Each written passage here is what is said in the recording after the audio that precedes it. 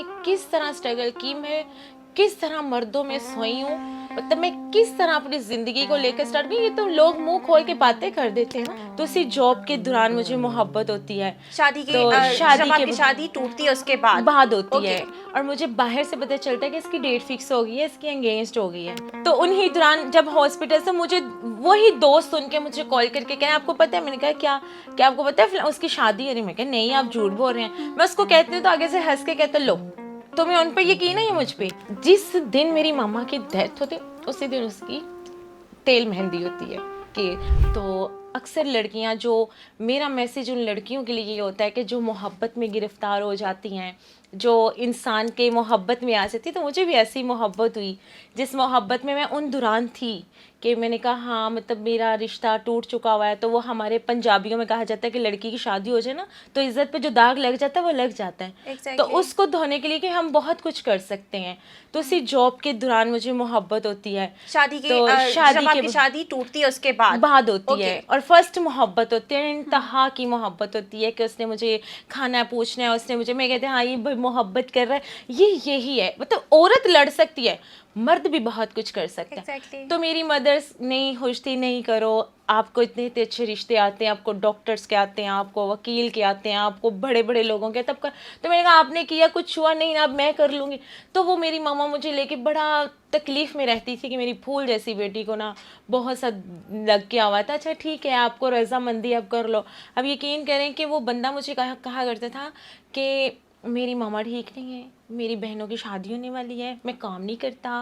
मतलब वही जो रिलेशनशिप में सिर्फ थे और वो रिलेशनशिप को ही आगे लेके बढ़ना चाहते थे, शादी पे नहीं आते थे। नहीं इन शॉर्ट आते आप थे ये कहना चाह ऐसे रही हैं कि शादी में मैं कहती थी नहीं आप निकाह कर लो, मेरी मम्मा ठीक नहीं रहती हैं। फिर उसके बाद भाई के वो कहता है अच्छा आप इतना अच्छा कमाती हो, आप अच्छा कर रही हो, आप अपना घर बनाओ, आप अपना पैसा जोड़ो, आप ऐसा करो। वो मुझे मशवरे देता था। तो मैं अपनी मामा से कोई बात नहीं छुपाती थी, मामा मेरी फ्रेंड थी। तो इसके बाद मैंने इसी दौरान मेरी मामा की तबीयत बहुत ज़्यादा ख़राब हो जाती है। 4 माह मैं हॉस्पिटलाइज रहती हूँ अपनी मदर को लेके अकेली, कभी कहीं हॉस्पिटल में, और मुझे बाहर से पता चलता है कि इसकी डेट फिक्स हो गई है, इसकी एंगेज्ड हो गई है। तो मतलब मैं कहती थी ना कि ये चीज़ हो गई, मतलब कि जिनके साथ आप रिलेशन में थी जी उनकी पहले से ही डेट फिक्सिंग सब कुछ सब चल मतलब रहा था। मेरी मम्मा जब हॉस्पिटलाइज से हम ताल्लुक थे, मतलब मेरे फ़ोन नहीं होता था, तो उसको हेलो हाय जी कैसी हैं आपकी मम्मा, ठीक है जी ठीक है बेहतर, आप टेंशन नहीं लो हम हैं। मतलब बहुत बड़ा दिल हो जाता है लड़की का, हाँ भाई है कोई बात नहीं।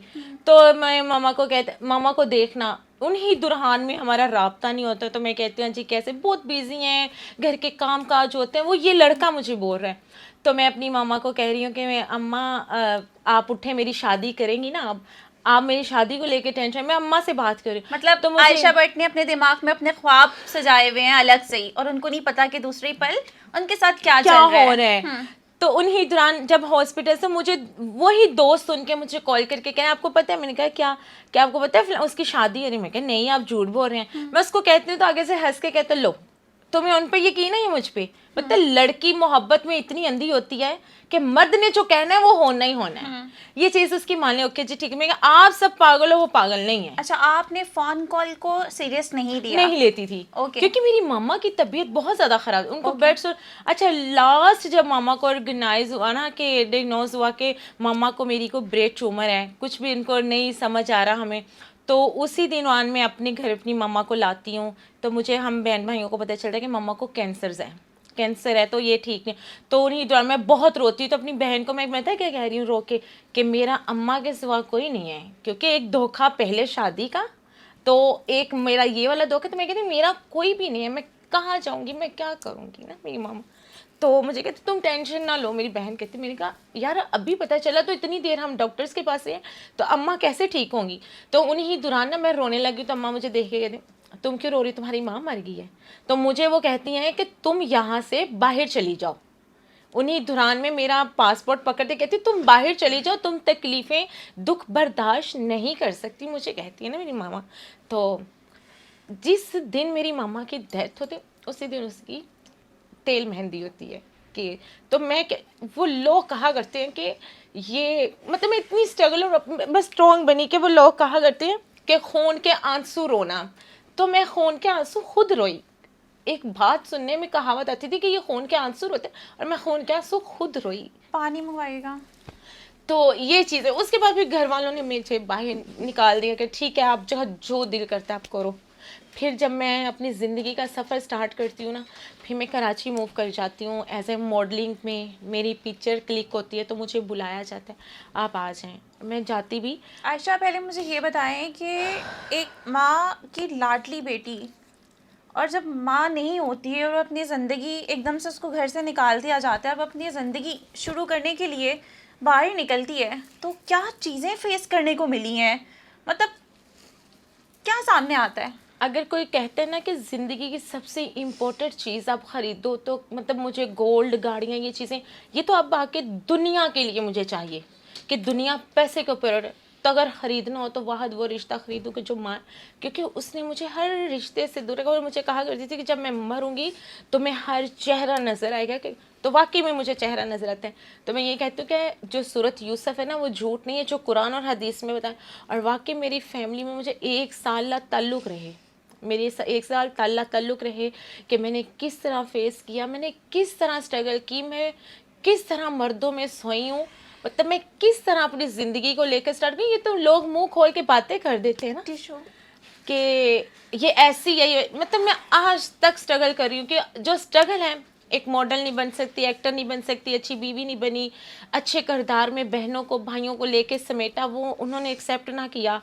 तो फिर इसके लिए मैं अपनी ज़िंदगी में आज से चलती आ रही हूँ कि मेरे साथ अभी तक मैं चल रही हूँ कि हर रिश्ते को छोड़ने।